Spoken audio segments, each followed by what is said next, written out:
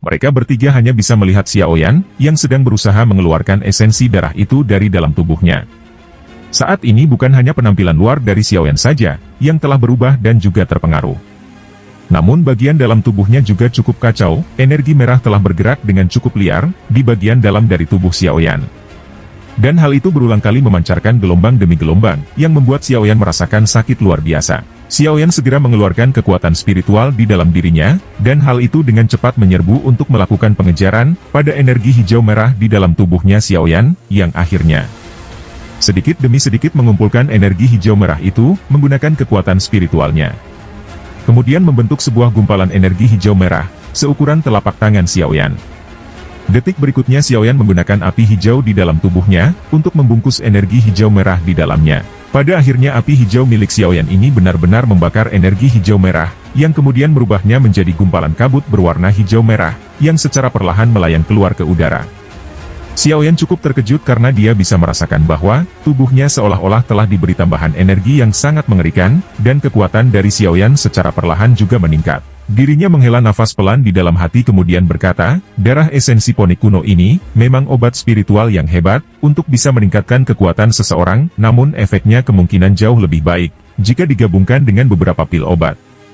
Tanpa disangka energi merah terus-menerus keluar, dari dalam tubuh Xiaoyan, di mana hal itu juga langsung menyebar, dan bergabung dengan tubuh Xiaoyan. Lin Yan pun cukup terkejut, wajahnya menjadi khawatir lalu mengatakan, lihatlah sepertinya ada sesuatu yang tidak beres pada Xiaoyan. Feng Zunze dan juga Mu Qingluan dengan cepat melihat pada Xiaoyan, setelah mendengar ucapan dari Lin Yan, dan mereka bisa melihat bahwa sebenarnya tubuh dari Xiaoyan kini, telah menunjukkan tanda-tanda untuk membengkak. Mu Qingluan hanya bisa menggelengkan kepalanya, kemudian berkata, ini benar-benar kasus sesuai apa yang telah kukatakan sebelumnya, tubuh Xiaoyan tidak mampu menyerap begitu banyak darah esensi dari poni kuno, dan ini merupakan peringatan dari ledakan tubuh. Namun tatapan mata dari Feng Zunze, Lin Yan, dan juga Mu Qingluan masih terfokus pada tubuh Xiaoyan yang terus membengkak.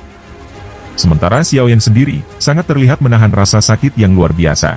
Tatapan mata dari Feng Zunze melihat tajam ke arah tubuh Xiaoyan, kemudian mengangkat tangannya, energi agung kini telah muncul di telapak tangan dari Feng Zunze. Dia bermaksud untuk dengan paksa, mengeluarkan darah esensi poni kuno di dalam tubuh Xiaoyan.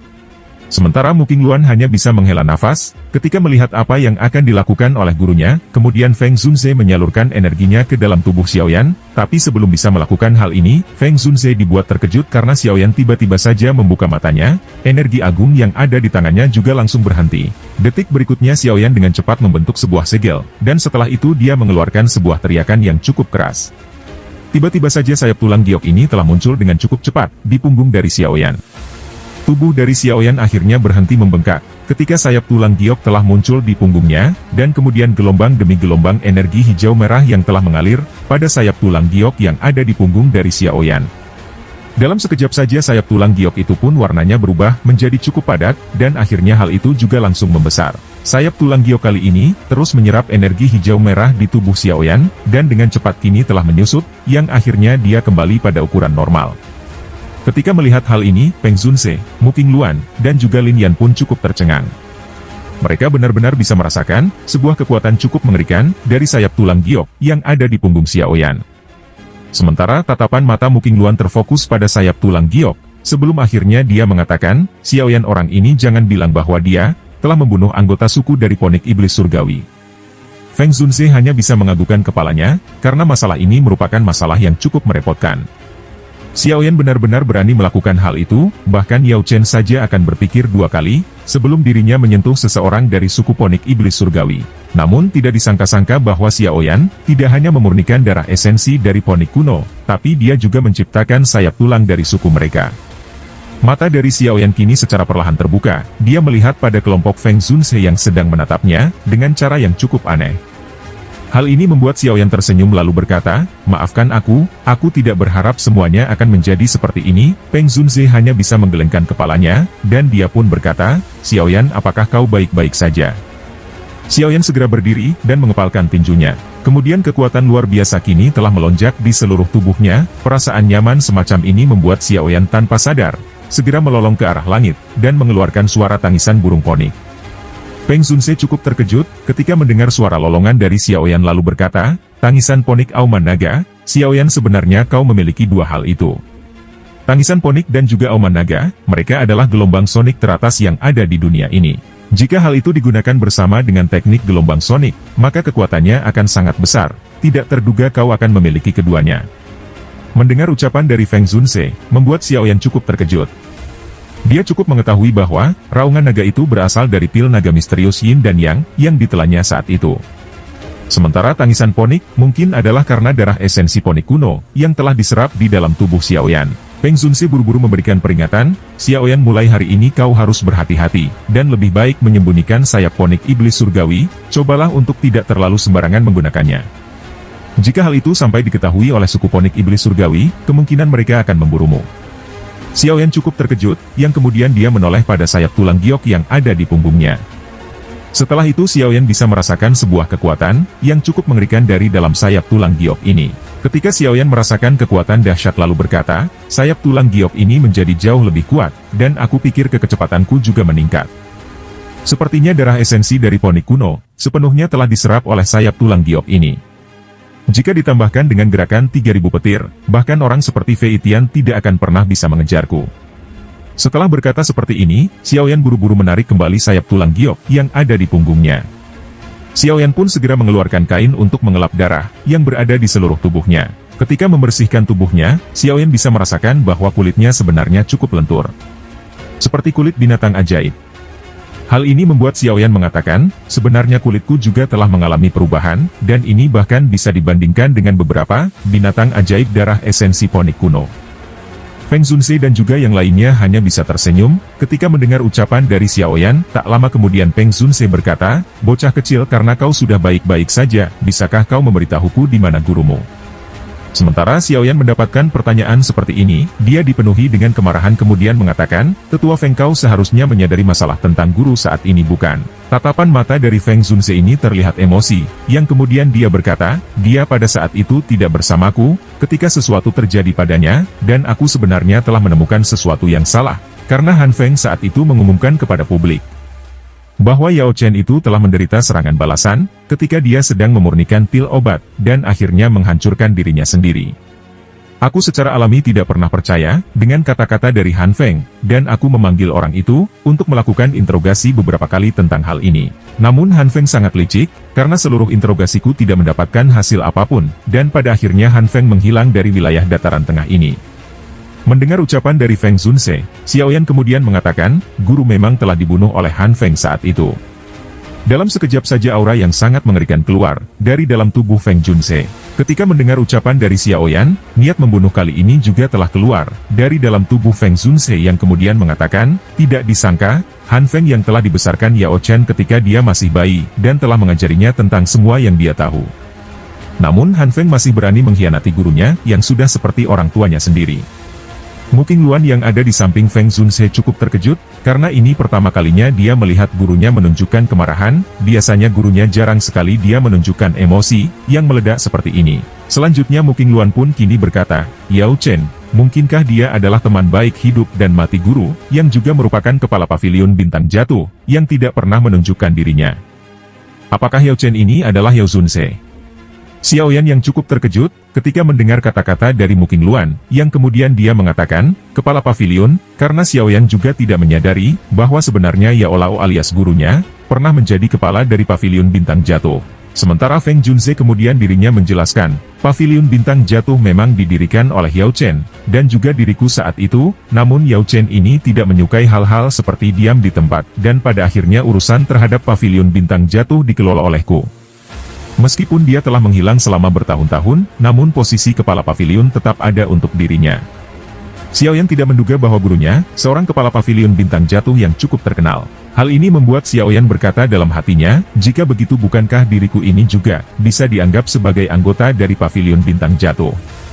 Detik berikutnya Feng Zunze pun mengatakan, setelah aku kembali aku akan mengeluarkan surat perintah, untuk mencari Han Peng. Aku pikir Han Peng itu masih hidup hingga saat ini. Jika dia benar-benar mendarat di tanganku, aku akan membiarkan dia menderita nasib, yang bahkan lebih buruk daripada kematian. Mendengar ucapan Feng Zunze, Xiaoyan mengeluarkan botol giok dari dalam cincin penyimpanan, dan kemudian mengatakan, jika tetua Feng ingin mengeluarkan perintah buronan, mungkin tidak perlu. Setelah mengatakan itu, Xiaoyan membuka botol giok, yang kemudian tubuh spiritual merupakan jiwa dari Han Feng keluar yang berteriak, "Xiaoyan, aku akan memberikan apapun padamu, selama kau melepaskanku." Ketika melihat roh dari Han Feng, tatapan mata dari Feng Junzhe segera menajam, yang kemudian mengeluarkan niat membunuh yang besar lalu mengatakan, "Han Feng." Mendengar hal ini Han Feng segera menoleh, dan dia dipenuhi dengan ketakutan ketika melihat Feng Junzhe. Han Feng berusaha melarikan diri. Namun Feng Junzhe mengeluarkan kekuatan hisap, yang kemudian menarik paksa roh dari Han Feng, setelah itu mencekik leher dari Han Feng dengan cukup erat. Lalu mengatakan, "Sialan, kau berani membunuh gurumu sendiri. Jika bukan karena Yao Chen saat itu, kau mungkin sudah dimakan hewan buas." Han Feng terlihat sangat ketakutan, ketika dia melihat tatapan mata dari Feng Junzhe. Setelah itu Han Feng pun berteriak, "Tolong jangan bunuh, ini tidak ada hubungannya dengan diriku, karena aku saat itu juga telah dipaksa oleh orang-orang dari Aula Jiwa." Sementara Xiaoyan segera berkata, "Aula Jiwa tampaknya telah mengincar kekuatan spiritual milik guru, dan saat ini guru sebenarnya telah jatuh ke tangan mereka." Mendengar ucapan itu Feng Junzhe pun mengatakan, "Sebenarnya itu memang terkait dengan Aula Jiwa. Aku selama ini telah melakukan penyelidikan, dan aku telah menemukan sesuatu tentang Aula Jiwa." Namun masih tidak menyangka bahwa orang-orang itu sebenarnya mengincar Yao Chen. Setelah mengatakan hal ini, tatapan mata dari Feng Junzhe kembali melihat pada Han Feng, yang kemudian mengatakan, "Han Feng ini tidak bisa kumaafkan, dan dia juga tidak boleh dibiarkan untuk hidup." Namun Xiaoyan buru-buru mengatakan, "Ketika melihat situasi seperti ini, Tetua Feng, tunggu, kita masih membutuhkan Han Feng untuk membimbing kita supaya bisa menemukan cabang Aula Jiwa tempat guru di penjara, dan ini bukan waktu yang tepat untuk membunuhnya." Feng Junzhe hanya bisa mengangguk, yang kemudian dia berkata, "Sepertinya Aula Jiwa ini tidak hanya menginginkan jiwa dari Yao Chen, mungkin mereka ingin Yao Chen memurnikan pil obat saat itu. Aku menjadi samar-samar menyadari bahwa sebenarnya, Aula Jiwa diam-diam bertindak berdasarkan rencana yang besar, dan rencana ini membutuhkan cukup banyak alkemis yang luar biasa, selama pertarungan besar di Istana Kuno saat itu, yang telah mengubah seluruh dataran tengah ini menjadi gempar. Yao Chen dan aku telah bertukar pukulan dengan orang-orang Aula Jiwa, dan kemungkinan kekuatan dari Yao Chen itu telah menarik perhatian dari Aula Jiwa." Xiaoyan cukup tercengang lalu bertanya, "Istana Kuno tempat apa itu?" Feng Junzhe kemudian menjawabnya, "Cerita ini sudah terjadi sangat lama. Istana besar itu sebenarnya telah ada sejak zaman kuno, dan pada saat itu menarik lebih dari setengah ahli dari orang-orang dataran tengah ini, yang berada di kelas Douzong ke atas, karena harta karun yang ada di dalamnya, memang sesuatu yang cukup mengejutkan. Mantra api yang kau latih saat ini sebenarnya diperoleh Yao Chen dari tempat itu." Xiaoyan pun terkejut, dan dia tidak menyangka bahwa sebenarnya, mantra api adalah sesuatu yang berasal dari Istana Kuno. Feng Junzhe kemudian melirik pada Han Feng lalu dia bertanya, "Di mana Yao Chen di penjara saat ini?" Han Feng ragu-ragu sejenak sebelum akhirnya mengatakan, "Wilayah barat kota dunia bawah dataran tengah, adalah cabang dari Aula Jiwa, dan di sana Yao Chen sedang dipenjara." Mata dari Feng Junzhe kini melihat serius ke arah Han Feng, yang kemudian dia melemparkan roh Han Feng ini pada Xiaoyan sambil mengatakan, "Simpan orang ini, mungkin dia akan berguna di masa depan." Xiaoyan menganggukkan kepalanya segera, setelah itu memasukkan roh dari Han Feng ke dalam botol giok, dan Xiaoyan kembali menyegelnya dengan api surgawi. Selanjutnya Xiaoyan ragu-ragu sejenak, sebelum akhirnya bertanya, "Tetua Feng, apa yang harus kita lakukan saat ini?"